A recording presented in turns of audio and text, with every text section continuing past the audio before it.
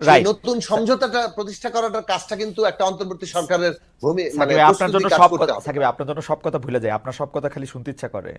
যেমন আপনি অভিজ্ঞতার কথা বললেন, আপনি অভিজ্ঞতার বললেন যে রাজনৈতিক দলগুলো আসলে সংস্কার করে না, এটা ঠিকই আছে। আমরা সবাই মাঠে ছিলাম, 3 দলীয় জোটের রূপরেখা আমরা সাংঘাতিকভাবে মুখ থুবড়ে পড়তে দেখছি, মানে এটা কোনোদিন আলোর মুখ দেখে না, এটা যেমন সত্য। কিন্তু যতবার বাংলাদেশে অনির্বাচিত সরকার আসছে, সেটা তত্ত্বাবধায়ক সরকারের ফরম্যাটে 3 সপ্তাহের রূপে আসুক, 3 মাসের জন্যই আসুক বা 2 বছরের জন্য আসুক, আমরা কিন্তু তাদের কাছ থেকে আমাদের কোনো প্রত্যাশা আমাদের পূরণ হয় নাই।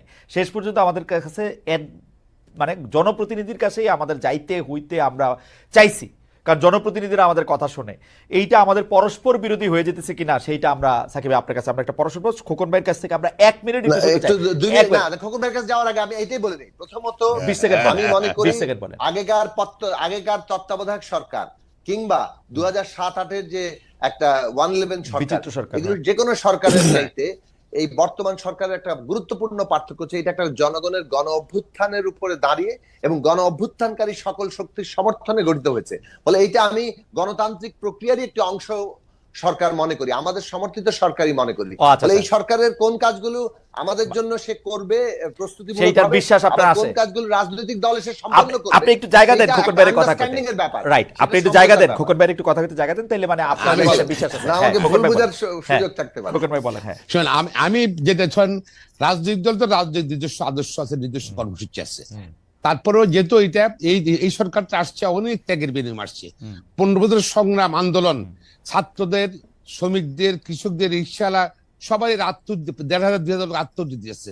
সুতরাং সবার ঐক্যবদ্ধ সরকার, অন্তর্বর্তী সরকার, এখান থেকে আশা করছে মানুষ দূরের সরকার আগে অন্তর্বর্তী সরকার কি সংস্কার কর্মসূচি তারা দেখছো এবং সেটা গাইডলাইন দিয়ে দেখ এবং জাতীয় ঐক্যমত সৃষ্টি হোক রাজনৈতিক দলের মধ্যে, সোদের দল রাজনৈতিক দল ক্ষমতা আসতো না। কিন্তু গোহর ভাই, রাজনৈতিক দলের কাছে আমরা এই আশা কেমনে করব?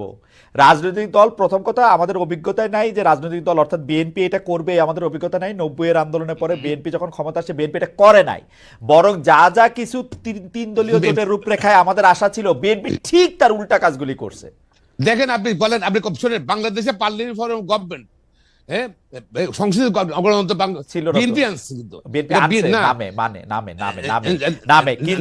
কিন্তু যেই লোকগুলিকে আসলে যেই লোকগুলিকে করতে পারতেন আপনি করেন, আপনি বাট আনছে বিএনপি আনছে, নাই না উপায় ছিল না তো ভাই, এটা বিএনপি আছে কোন কেন?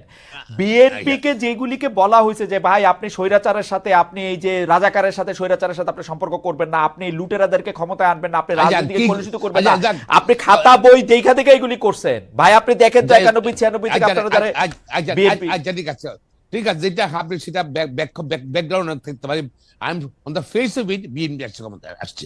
এখন যেটা হলো যে সংস্কারটা আমরা চাই, জাতির চাই, দেশে একটা চলতে পারে না, লুটপাটের রাজনীতি অর্থনীতি চলতে পারে না। সুতরাং আমাদের বিএনপিও ধরো তারেক রহমান সাহেব কর্মসূচি অনেক আগে দিয়েছে, এই সরকার আসার আগে দিয়েছে, এবং আমরা চাই সংস্কার, তবে ঐক্যমত চাই, জাতীয় ঐক্যমত চাই সংস্কারের ব্যাপারে। রাজনৈতিক দলের একটা কমিটমেন্ট থাকবে। আপনাদের জাতীয় ঐক্যমত তো যে কমিউনিস্ট শাসনের মতো, মানে সভাপতির সিদ্ধান্ত সবাই মিলে একসাথে, যেটা এই সিচুয়েশন দ্বারা আসছে বাংলাদেশের ঐক্যমত তো বিএনপি যেটা বলে সেটা মেনে নেওয়া না কেয়ারটেকার সরকারের সময় যে ছিল আসছে, যেভাবে আসছে কিন্তু ভিন্ন ধরনের, that was the conspiracy of Awami League. তারা নিজেরা আন্দোলন করলো 96 কেয়ারটেকার গভর্নমেন্টের জন্য, আবার শোনেন ক্ষমতা আসার জন্য আন্দোলন করেছিল। কিন্তু 2007 আওয়ামী লীগের কনস্পিরেসি হইলে 2007 আওয়ামী লীগের কনস্পিরেসি 24-এরটা কারো না কারো কনস্পিরেসি তো নাকি? আপনাদের মতে শেষ করি আপনারা তো অন্যদিকে নিয়ে যান কথা। আওয়ামী লীগ বাতিল করলে পারলো, এই কেয়ারটেকার গভর্নমেন্ট আওয়ামী লীগ বাতিল করলো, দেখেন কোর্ট ছিল, তার কোর্ট তো সব আওয়ামী লীগের ছিল, তারা তো মানে সিঁড়িতে উপরে উঠে সিঁড়ি ফেলে দিল। সুতরাং আমরা চাই, আমরা যেটা চাচ্ছি, আমি আবার রিপিট করছি, আমরা চাই মানে আর্থিক সংস্কার, মানুষের জীবনযাত্রার পরিবর্তন আসুক। বাংলাদেশে কোনো 15 বছর কোনো ইনভেস্টমেন্ট, আপনারা ওয়েট করেন, আপনারা 2-3 বছর ওয়েট করেন, এরা কিছুটা সংস্কার করুক, তারপর আপনার ইলেকশনের কথা বলুন। না আমরা না কেন সংস্কার আর নির্বাচন চলতে পারে না? পারে না। আর উনা কেন পারবে না? কেন সরকারের একটা প্রায়োরিটি আছে না, তাহলে তো মানুষ যদি ধারণা করে যদি এগুলো সংস্কারের কথা বলা হচ্ছে শুধু ক্ষমতা থাকার জন্য। অবশ্যই সাকিব ভাই আপনি বলেন, কিন্তু আপনি ওই যে আগের মতো হন যে আপনি 30 সেকেন্ডে কথা শেষ করতে পারেন, যত লম্বা কথাই হোক 30 সেকেন্ড। আমাদের প্রশ্ন রয়েছে, আমাদের যাইতে হবে। হ্যাঁ। এক নির্বাচনের জন্যই অনেকগুলো সংস্কার দরকার, সেগুলো সুনির্দিষ্ট করতে হবে।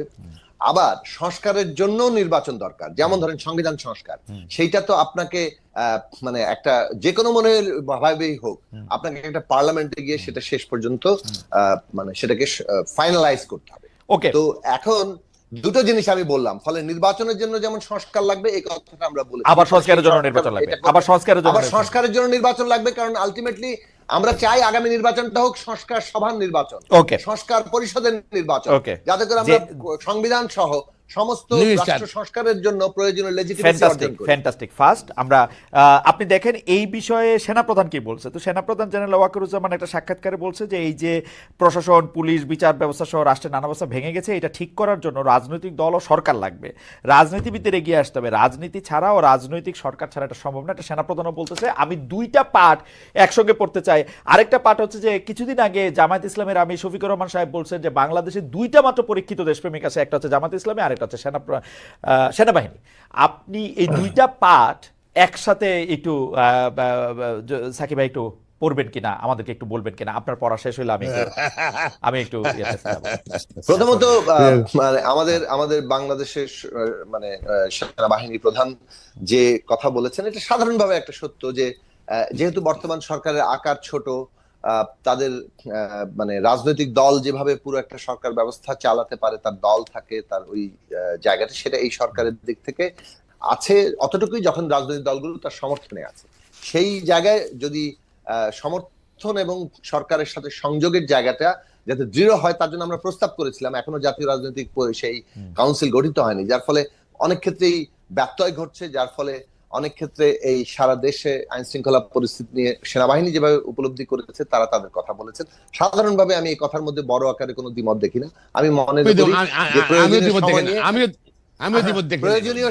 প্রয়োজনীয় সময় সংস্কারের সময় নিয়ে একটা নির্বাচনের যে আলোচনা সরকার ইতিমধ্যে প্রস্তাব করেছে, এই জায়গায় আমরা ঐক্যমত তৈরি করে যেতে পারি। আমি আসি বরং জামাত ইসলামীর বক্তব্যে। আমি প্রথমত মনে করি যে এই বক্তব্য জামাত, যে কোনো দল নিজেকে শ্রেষ্ঠ দল, সাচ্চা দেশপ্রেমিক অনেক কিছু দাবি করতে পারে। জামাত যদি নিজেকে সেটা দাবি করতো সেটা নিয়ে আমরা হয়তো আলোচনা করার কোনো প্রয়োজন দেখতাম না। কিন্তু জামাত যখন সেনাবাহিনীর সাথে মিলিয়ে এটা করেছে, যে সেনাবাহিনী 1971 সালে মুক্তিযুদ্ধের মধ্যে দিয়ে গড়ে উঠেছে, সেই সেনাবাহিনীর বিরুদ্ধেই তখন জামাত ইসলামী অবস্থান নিয়েছে পাকিস্তান সেনাবাহিনীর বিরুদ্ধে। এবং আপনি 6 সেপ্টেম্বর একটা বক্তব্য দেখবেন যে সেই সময় তারা বলেছিল যে পাক সেনাবাহিনী এবং জামাত ইসলামী হচ্ছে সেই একমাত্র দেশপ্রেমিক, গোলাম আজম সাহেব বলেছিলেন, এবং বাকিরা সব গাদ্দার, কাফের ইত্যাদি ইত্যাদি। এখন আপনি পাক সেনাবাহিনীর পক্ষ নিয়ে যখন বাংলাদেশের মুক্তি যুদ্ধের মধ্য দিয়ে যে বাংলাদেশ সেনাবাহিনী গড়ে উঠছে তার বিরুদ্ধে অবস্থান কেবল সশস্ত্রভাবে সমর্থন করেছেন, সেই দল এখন যদি বাংলাদেশ সেনাবাহিনীকে মিলিয়ে বলে যে আমরাই একমাত্র দেশপ্রেমিক, এটা মানে আপত্তিজনক, বিপজ্জনক বক্তব্য মনে করি।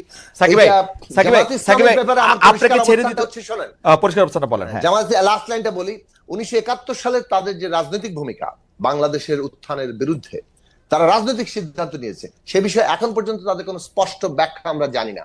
তাদের রাজনীতির ভুল, গণহত্যার কোনো না কোনো ফর্মে অংশীদার হওয়ার কারণে তাদের ক্ষমা চাওয়া, এই বিষয়গুলো এখনো না জানা বাংলাদেশের জবাবদিহিতাহীন রাজনীতির একটা বৈশিষ্ট্য। আওয়ামী লীগ একইভাবে জামাত ইসলামের পথ অনুসরণ করে জুলাই বিপ্লবের এই নির্বিচার যে হত্যাকাণ্ড তারা করেছে, ন্যূনতম রিপেন্টেন্স, ন্যূনতম অনুতাপ অনুশোচনা আমরা দেখছি না। এই জবাবদিহিতাহীন রাজনীতির বিরুদ্ধে নতুন বন্দোবস্ত দরকার।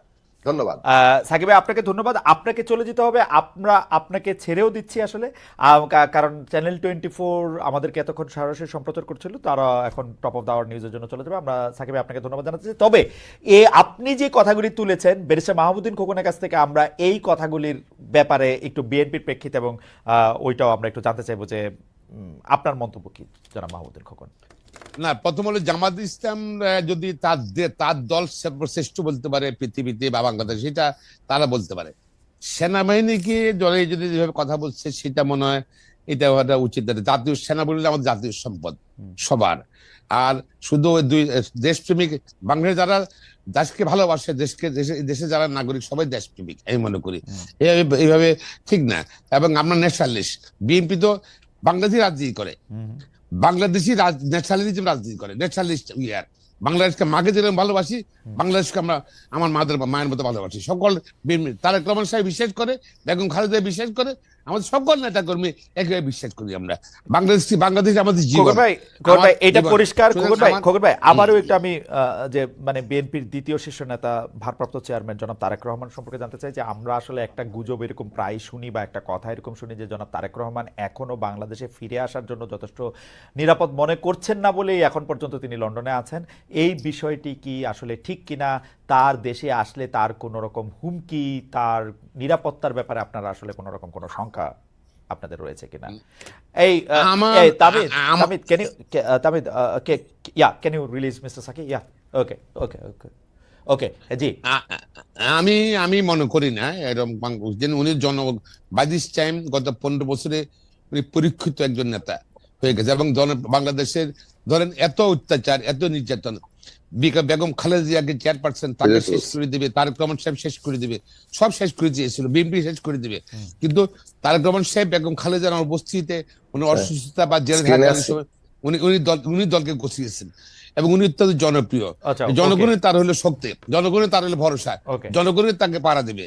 আমি মনে করি এর কোনো সমস্যা নেই, এর কোনো নিরাপত্তার অবস্থা বোধ করছেন না। আপনাকে অনেক ধন্যবাদ। সাকিব ভাই কি আমাদের সঙ্গে আছেন না সাকিব ভাই চলে গেছেন? সাকিবের আরেকটি অনুষ্ঠানে যোগ দিতে হবে। সাকিব ভাই একটা লাইন কি বলবেন? আমরা শেষ করে দিব অনুষ্ঠান। হ্যাঁ বলেন। না, সেটা হচ্ছে জনাব তারেক রহমানের দেশে না ফেরাটা বাংলাদেশের রাজনীতিতে কোনো প্রভাব রাখতে পারে কিনা, সেটা -1-2 অংশ কিনা, এরকম নানা ধরনের প্রশ্ন আমরা শুনতেছি, গুজব শুনতেছি এবং তিনি নিরাপদ না বাংলাদেশে আসলে সেরকম শুনতেছি যে কোনো একটা প্রতিবিপ্লব বা অন্য কারণে তাকে হয়তো। আপনার টেকটা একটু শুনতে চাই।